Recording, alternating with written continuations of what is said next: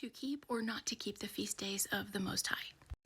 Let me begin by saying I have never been more grievous of mind than I have been over these last few months as I've pondered this question, because my heart has been broken at the very thought of disobeying my Father. And it's not because I want to party or have a big celebration. It's fear of being outside of His will and His commands. So I'm going to share with you the conclusion that I've come to, and in no way am I telling you what you should do, but I'm sharing it because so many ask me where I stand. But remember, we all work out our own salvation with fear and trembling. So please seek the Father for yourselves on this subject. Don't just do what I say.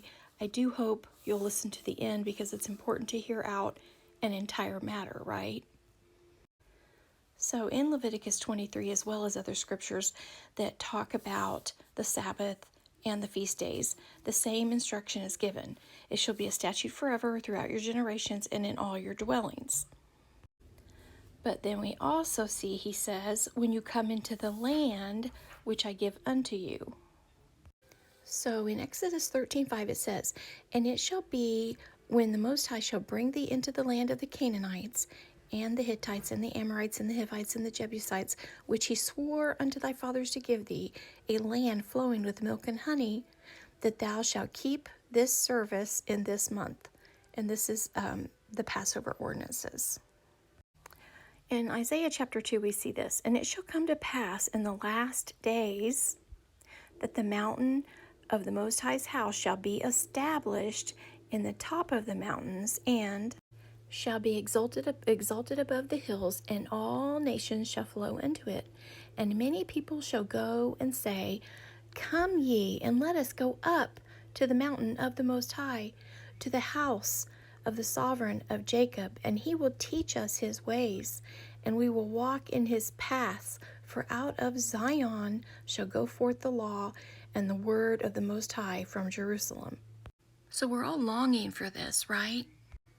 And right now we're mourning that we cannot keep the feast in their fullness. I'm not saying we can't do them at all. I'm saying in their fullness, like we will when the kingdom is established. And I think that that's where Zephaniah chapter 3 comes into play. Starting at verse 18, and I will gather them that are sorrowful for the solemn assembly, who are of thee, to whom the reproach of it was a burden. Behold, at the time I will undo all that afflict thee, and I will save her that halteth, and gathereth her that was driven out, and I will get them praise and fame in every land where they have been put to shame. At that time will I bring you again, even in the time that I gather you, for I will make you a name and a praise among all the people of the earth, when I turn back your captivity before your eyes, saith the Most High. So we are in captivity right now. This says it very clearly that we are. But he's going to gather us and bring us out of our captivity. But in the meantime, we are sorrowful because we are in captivity, and we long for the time when we will go up to his mountain, when we will keep the feast days in their fullness with our Messiah. Okay, let's look at Jubilees chapter 6, verses 34 through 38. And all the children of Israel will forget, and will not find the path of the years, and will forget the new moons, which my understanding is that means months, not necessarily moons, and seasons, and Sabbaths, and they will go wrong as to all the order of the years. Now, just notice that on 34, it says, and the Sabbaths, that they will forget the Sabbaths. So they did do that. We did do that. We forgot all of that. Okay, so for I know, and from henceforth will I declare it unto you. Okay, I'm just going to let you guys read that, because that writing is really little and hard for me to read, and there's something in front of it when I'm trying to read it. So if you would just go ahead and finish reading through 38, and you can just pause it and read it. So where I'm at with this is that none of the law was done away with. and that includes the feast days, and that they are to be remembered just as the Sabbath was not done away with. So I'm going to mourn for the time that we can keep them in their fullness once he gathers us to the land of Canaan. And for now, I will be doing the Zadok calendar for my remembrance of the feast days, simply because the lunar year has only 354 days. So it's 10 days short, according to Jubilees 638, which says a year is 364 days, which you can see if you read it right here. And just one last thing, when I had made the decision to keep the feast, I got sick for 3 days, or to not keep the feast, I mean. I got sick for 3 days, and I had not been sick for years, and I believe it was his correction. And I just don't want to show partiality in the law, because Deuteronomy 12:32 says this, "And you shall observe to do all the statutes and judgments which I set before you this day."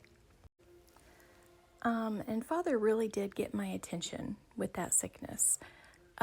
Exodus 23 verse 25 says, "And you shall serve the Most High your sovereign, and he shall bless thy bread and thy water, and I will take sickness away from the midst of thee."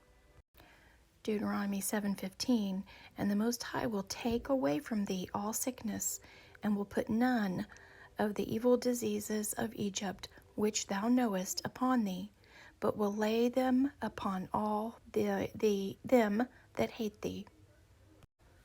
And one more on that, Exodus 15:26, "And said, if thou wilt diligently hearken to the voice of the Most High thy sovereign, and wilt do that which is right in his sight, and will give ear to his commandments, and keep all his statutes, I will put none of these diseases upon thee, which I have brought upon the Egyptians, for I am the Most High that healeth thee."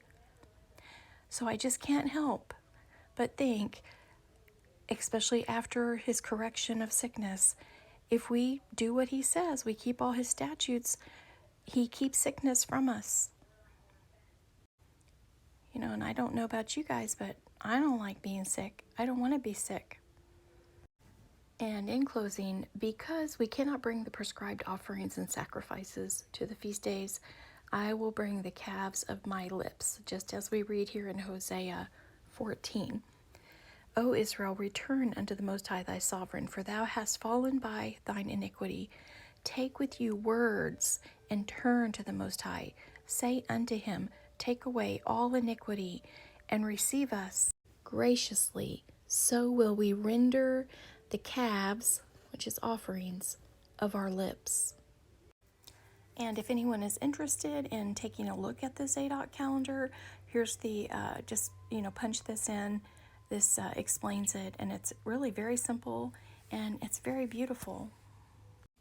So like I said, you guys just go search this out for yourselves, and I'm just thankful to finally have some peace about it. I love you guys. May the Father bless you and keep you, and fill you with wisdom, knowledge, understanding, and discernment as you search out his truth. Just kidding, not done. I completely forgot I wanted to show you guys this last one in Jubilees. Jubilees 23:26 says, "And in those days the children shall begin to study the laws, and to seek the commandments, and to return to the paths of righteousness."